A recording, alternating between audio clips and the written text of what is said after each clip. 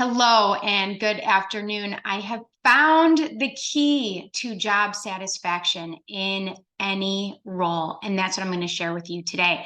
It is as simple as one word: dopamine. And it's all about figuring out what makes you feel good in your job and tailoring your role around finding and appreciating those moments. So today's little video blog is going to be focused on helping dentist practice owners feel job satisfaction, because when you are full of joy and appreciation and happiness, that will trickle down to your team and everyone will feel that way as well, to a point, right?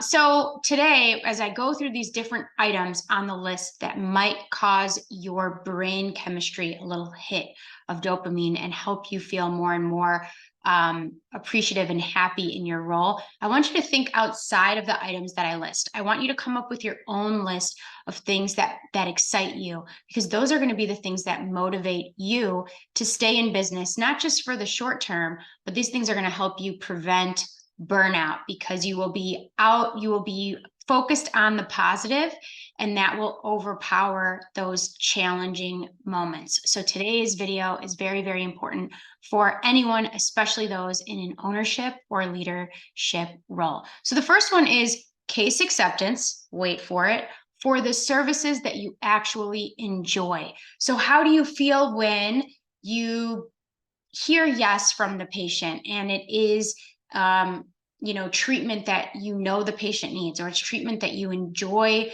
seeing the before and after? So outline those service offerings that you really enjoy, and you can actually tailor your marketing to bring in more patients interested in those particular services. This will help you have more joy on a day-to-day basis. It's number one. Number two, positive feedback. This can be in the form of compliments. This can be in the form of reviews. And this can be in the form of simple appreciation. So positive feedback is really helpful for you to enjoy what you do.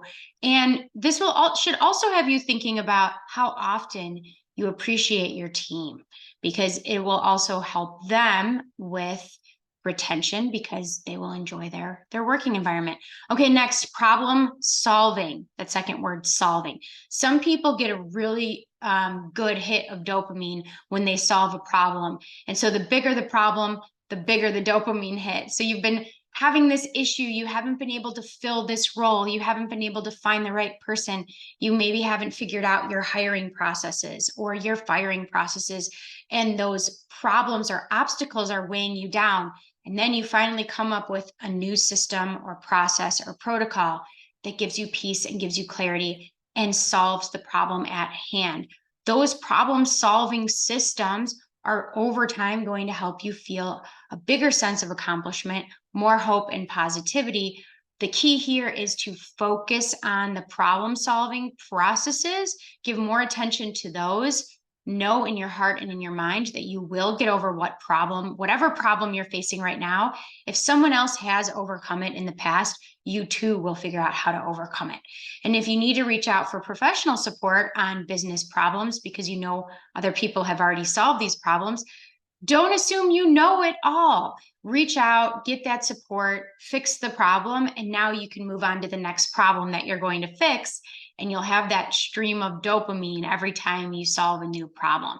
So you want to change how you think about problems and problem solving, and you want it to be something that you get excited about, not overwhelmed by or weighed down by. Next, achieving goals really helps you have that hit of dopamine when you look at your numbers and you see, okay, we did bring in more new patients than we needed to hit our numbers and to be successful as a team. Let's cheers, let's celebrate, let's be happy in that moment. You can't always focus on the goals that were missed. You want to also shed light on the goals that were achieved. And remember, your goals need to be measurable, they need to be attainable, realistic, and you need to have a plan for how you're going to hit those goals. And if you've given something enough time to work, which is different based on whatever the method is, and it's not working and you're not hitting your goals, it may be time to reevaluate things like budget, timeline, even your brand. I see a lot of people put their unique selling proposition out to the world, and it doesn't solve a need that the general population realizes that they have. An example of this is how I see people market sleep apnea treatment. A lot of times they're not putting that messaging out in a way where it hits the target market at their perceived needs. So most people don't think they need an oral appliance for sleep apnea, and they're not searching sleep apnea.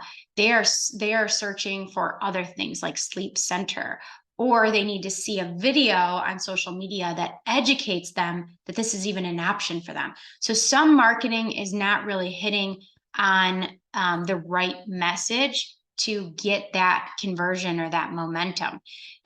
So the next one, learning and growth, just general growth, whether it be that you've overcome a big obstacle and now you feel stronger when you encounter that obstacle in the future, or you've just seen, you look back, you take that moment to look back and go, where were we 6 months or a year ago?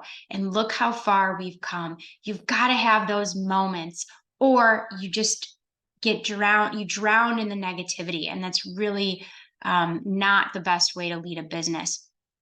Next, new business connections. For some people, this provides a really strong boost of energy and satisfaction in their work, because when they connect with other people, they feel more connected to their mission and their purpose. So if that sounds like you, get out there, get into the community, go to networking events, meet other business owners, make those connections. I also find that this is very, very important in knowing other business owners in a similar path as yours. It doesn't have to be your direct competitor where you become best friends, but it helps having those connections, because when you are in the trenches and you're still in that, we're figuring out this obstacle phase, you have someone else that you know has been there and you know they've gotten through it, and it can help you a whole lot to stay positive and enjoy those moments of growth and success. And last but not least, people tend to have a strong sense of satisfaction and can even get a little hit of dopamine if they feel like they have some level of autonomy in their work. And for a business owner, this comes when you give yourself permission to lead.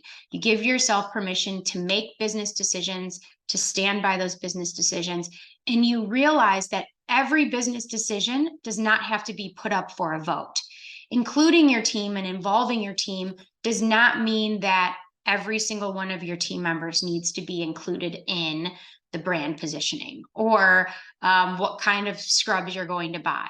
If you open up every decision to everyone's opinions, you're actually going to hit a lot of roadblocks. You're going to move a lot slower, and you're not going to be able to enjoy the positive dopamine hits from making quick decisions and feeling confident in your decisions. And here's the fun part about business. If you make the wrong decision, most decisions are not that big. Most decisions are fairly quick and easy decisions. Are we getting blue scrubs or green scrubs? What's the worst that can happen, right? So try to not overthink and try to prioritize and put more energy into the bigger, riskier decisions, such as what marketing company should we use? I'm biased, but I think you should use Identity Dental Marketing. And make sure you give less energy to all those little decisions that can really slow you down and impede on your ability to feel the joy in your day. So if you haven't thought about dopamine and how it helps you to enjoy your workday, your work life, start thinking about that, because that's what's going to allow you to stay in it for the long haul. That's what's going to allow you to prevent burnout and stay positive for your team and for your patients. Well, I hope this video was something to think about. I hope it gets you growing and improving. And please join our Facebook group, Dentistry's Growing with Grace. You can follow our podcast, also titled Dentistry's Growing with Grace, or consider hiring our marketing agency, Identity Dental Marketing. Thank you so much, and I hope you have a great day.